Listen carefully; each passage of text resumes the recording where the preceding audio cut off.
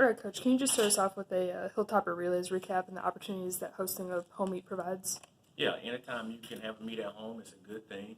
We have one home meet, so we try to really go above and beyond to make sure our athletes have a good time, the community has a good time, and as the staff, we want to have a good time. And we had 78 degrees here in Bowling Green, beautiful day, so Hilltopper Relays went well. Awesome. And some of our student athletes have really been shining in the early part of the season with school records and PRs already falling. What are some performances that have stood out to you so far? Kimara Gates in the 400, 46-18 as his opener early on, and in that race he had Emmanuel Dusor, who's an 8-time All-American for us, an Olympian. Oliver Alexander running well in the 4. Martin Owusu coming back and running 20.72 in his second 200 a year, but pretty big improvement from 21.2 to 20.72. Obviously Anastasia Forrest breaking the school record in the high jump and then long jumping well. Getter Lindbergh going out and jumping 401 was another good thing. So we've had a lot of things that have gone well for us, and we want to continue to improve. But a very, very good group of people. We're excited every time we get an opportunity to compete, and it's always good we can do it at home. And looking forward, we're sending split squads the next 3 weeks to different meets. As a coach, how do you and your staff manage that?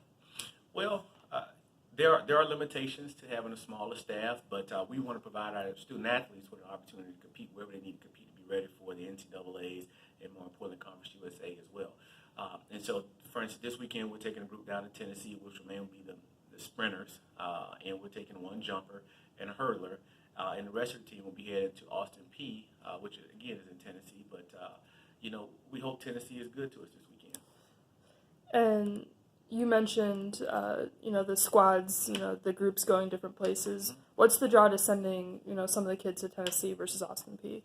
Well, we think that Austin P will provide an environment that you can also have some elite performance, but also quite a few people who need to continue to develop. We'll do that at Austin P. Tennessee will probably be a little more of the high-end student athletes. Quite a few SEC teams will be there, some of the better Big Ten teams, and so we want to have our student athletes an opportunity to compete at that level as well. And finally, what will you be looking for out of the team in practice this weekend as we compete? We've actually had a pretty decent week of practice. We're really, really starting to sharpen some things up. We're still doing a lot of longer things as far as the sprint group. I know our coaches, as far as the hurdles and jumps, are doing some things as well. Because if you look at these last 3 weeks, we'll go to Tennessee/Austin P. Next week, we'll be out at Mount Sac in California / Georgia Tech, and then the following week we'll be at the Penn Relays / the University of Louisville. So all meets that provide us with great opportunities against high-level competition, and we just want to keep developing to be ready for Conference USA, NCAA first round, and the NCAA championship.